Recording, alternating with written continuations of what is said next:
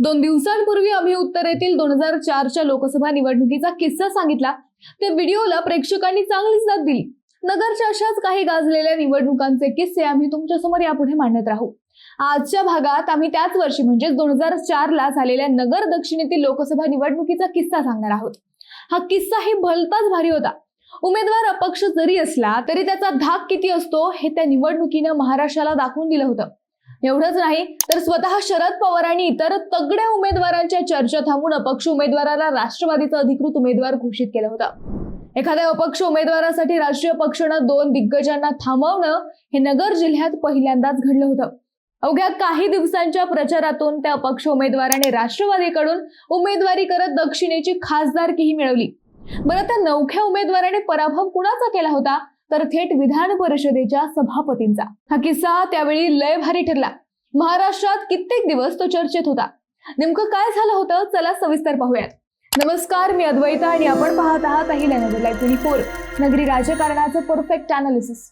मित्रांनो, लोकनेता, आपला माणूस, जायंट किलर वगैरे वगैरे शब्द आपण काही वर्षांपासून ऐकतोय, पण हीच विशेषणं 3-4 दशकांपूर्वीही एका नेत्याला चपखल बसायची। त्या नेत्याचं नाव होतं तुकाराम गंगाधर गडाख। तुकाराम गडाख हे मूळचे नेवासा तालुक्यातील पानसवाडीचे। नगरच्या राजकारणात त्यावेळी यशवंतराव गडाख हे नाव चर्चेत होतं। जिल्हा परिषद अध्यक्ष, खासदार ही पदं त्यांनी भोगली होती। देशभर गाजलेल्या व थेट कोर्टात गेलेल्या 1991च्या निवडणुकीत तर गडाखांनी विखेंचाही पराभव केला होता। आता आडनाव गडाख असलं तरी यशवंतराव गडाख आणि तुकाराम गडाख यांच्यात फारसं पटत नव्हतं। स्थानिक पातळीवर हे दोन्ही गडाख कायम 2 हात करायचे, एकमेकांविरोधात लढायचे। यशवंतराव गडाख हे सुरुवातीला काँग्रेस व त्यानंतर राष्ट्रवादीत व नंतर शिवसेनेत गेले, परंतु तुकाराम गडाख राजकारणाच्या सुरुवाती अपक्ष होते। अगदी तरुण वयात 1989 ते 1994 ला शेवगाव नेवासा मतदारसंघाचे ते आमदारही होते, परंतु त्यानंतर सलग 2 निवडणुकीत अपयश आल्यानंतर त्यांनी थेट नगर दक्षिण लोकसभा मतदारसंघाकडे आपला मोर्चा वळवला। तुकाराम गडाख हे कायम माणसात राहणारं व्यक्तिमत्व, जीवाला जीव देणाऱ्या कार्यकर्त्यांची फळी त्यांच्याकडे होती। TR किंवा भाऊ या टोपण नावाने त्यांची जिल्हाभर अल्पावधीत ओळख झाली। याच मोजक्या कार्यकर्त्यांच्या जोरावर त्यांनी 2004 साली नगर दक्षिणेची निवडणूक लढविण्याचा निर्णय घेतला। कार्यकर्त्यांची बैठक घेऊन दक्षिणेत सक्रिय केलं। भाऊंचा आदेश म्हटल्यावर त्यांचे कार्यकर्ते लगेच कामाला लागले। दक्षिणेत त्यावेळी भाजपचे दिलीप गांधी हे खासदार होते। स्टँडिंग खासदार म्हणून 2004 ला त्यांनाच तिकीट मिळेल अशी शक्यता होती। काँग्रेस राष्ट्रवादीच्या आघाडीत ही जागा राष्ट्रवादीकडे म्हणजे शरद पवारांकडे होती। पवारांनी आपल्या स्थानिक नेत्यांशी चर्चा करून उमेदवार ठरविण्याचा प्रयत्न केला।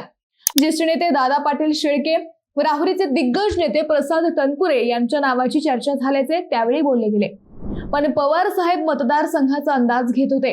एकाला तिकीट दिलं तर दुसरा नाराज होणार होता हे त्यांनी ओळखलं आणि उमेदवाराचा निर्णय थोडा वेळ थांबवला। हे सगळं होत असताना तिकडे भाजपमध्ये अंतर्गत सुंदोपसुंदी वाढली होती। विद्यमान खासदार असणारे दिलीप गांधी त्यावेळी अटल बिहारी वाजपेयींच्या सरकारमध्ये नौवहन राज्यमंत्री होते। मात्र 5 वर्षांच्या कार्यकाळात त्यांचे इतर स्थानिक नेत्यांशी काही मतभेद झाल्याच्या चर्चा झाल्या। पक्षातीलच एक गट त्यांच्या विरोधात सक्रिय होता। काही स्थानिक नेत्यांनी गांधींच्या तिकिटाला विरोध केल्याच्या बातम्या आल्या। नगर दक्षिणेत भाजप विरोधात अँटी इन्कम्बसी वाढल्याच्या चर्चा सुरू झाल्या। त्यावेळी भाजपचे रणनीतिकार होते प्रमोद महाजन। महाजनांनी भाजपच्या काही स्थानिक नेत्यांशी चर्चा करून संभाव्य धोका ओळखला। तसं पाहिलं गेलं तर त्यावेळी नगर दक्षिण हा काँग्रेस राष्ट्रवादीचा बालेकिल्ला होता। तरीही 1999 ला येथून भाजपचा उमेदवार निवडून आला होता, त्यामुळे ही जागा हातून निसटून द्यायची नाही हा चंग भाजपच्या वरिष्ठ नेत्यांनी बांधला।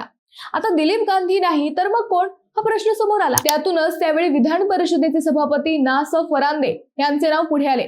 फरांदे हे भाजपचे ज्येष्ठ नेते तर होतेच, परंतु अभ्यासू नेते म्हणूनही प्रसिद्ध होते। नगरमधील सुशिक्षित व मध्यमवर्गीय मतदारांना आकर्षित करण्यासाठी भाजपनं अचानक प्राध्यापक ना.स. फरांदे यांना तिकीट दिलं। फरांदे यांनी तिकीट दिल्यावर दिलीप गांधी यांचे समर्थक नाराज झाले। भाजपमधील एक मोठा गट नाराज झाला। हेच तुकाराम गडाखांनी हेरलं। तोपर्यंत त्यांचे कार्यकर्ते प्रचारात सक्रिय झाले होते। दिलीप गांधींचे तिकीट कापल्यावर तुकाराम गडाखांची प्रचार यंत्रणा जोमानं कामाला लागली। भाजप राष्ट्रवादीच्या भांडणाचा फायदा घेण्याची रणनीती आखली गेली। तोपर्यंत नेवाशाच्या कट्टर कार्यकर्त्यांनी तुकाराम गडाखांची चर्चा वाढवली होती। त्यांचे सोनई, घोडेगाव, कुकाणा, शेवगावचे कार्यकर्ते कामाला लागले होते। अपक्ष असले तरी त्यांच्या आक्रमक भाषणाची व दिलखुलास बोलण्याची क्रेज नगर दक्षिणेत वाढू लागली होती। शरद पवारांच्या हे लक्षात आलं। याच गडाखांनी शरद पवारांच्या नेत्यांचा पराभव करून शेवगाव नेवाशाची आमदारकी यापूर्वी मिळवली होती। हे पवारांनी पाहिलं होतं. दिलीप गांधींचं तिकीट कापलं तरी भाजपचे कार्यकर्ते आपल्याकडे येणार नाहीत हे पवारांनी केलं. शेळके किंवा तनपुरे यापैकी कुणालाही तिकीट दिलं तरी एक गट नाराज होणार होता. उलट या सगळ्या समीकरणाचा राष्ट्रवादीला फटका बसणार हे पवारांनी ओळखलं. अखेर सगळी गोळाबेरीज करून पवारांनी एक डाव टाकला. थेट गडाखांना चर्चेला बोलवलं. अपक्ष उमेदवारी करण्यापेक्षा आमच्याकडून उमेदवारी करा अशी ऑफर तुकाराम गडाखांना दिली. गडाखांनाही हेच हवं होतं. निवडणुकीच्या फॉर्म भरण्याच्या काही दिवस आधी सगळे फासे फिरले आणि राष्ट्रवादीकडून तुकाराम गडाखांना तिकीट मिळालं. आता दक्षिणेची निवडणूक 360 अंशात फिरली. गडाख हे आता आघाडीचे उमेदवार झाले. त्यामुळे काँग्रेसचे विखे थोरात हेही पक्षादेशाने प्रचारात उतरले.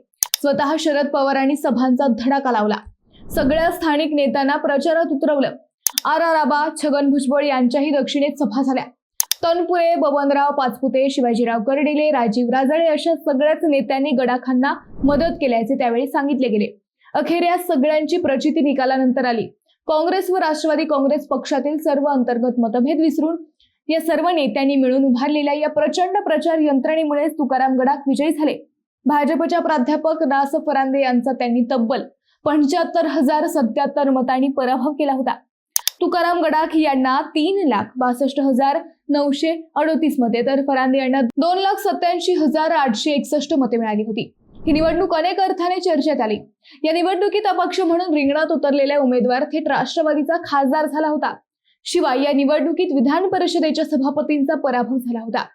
राजकारणाचे चाणक्य समजला जाणारा शरद पवारांनाही आपला उमेदवार शेवटच्या क्षणी बदलावा लागला होता. दिलीप गांधी यांचा नाराज गट काय करू शकतो हेही या निवडणुकीने दाखवून दिलं. ही निवडणूक चुरशीची आणि तेवढीच ऐतिहासिक झाली. याच अवलिया नेत्याचे 2 डिसेंबर 2022 रोजी वयाच्या 72व्या वर्षी हृदयविकाराने निधन झाले. शेवटच्या क्षणी वातावरण फिरवणारा नेता नगरकरांना सोडून गेला.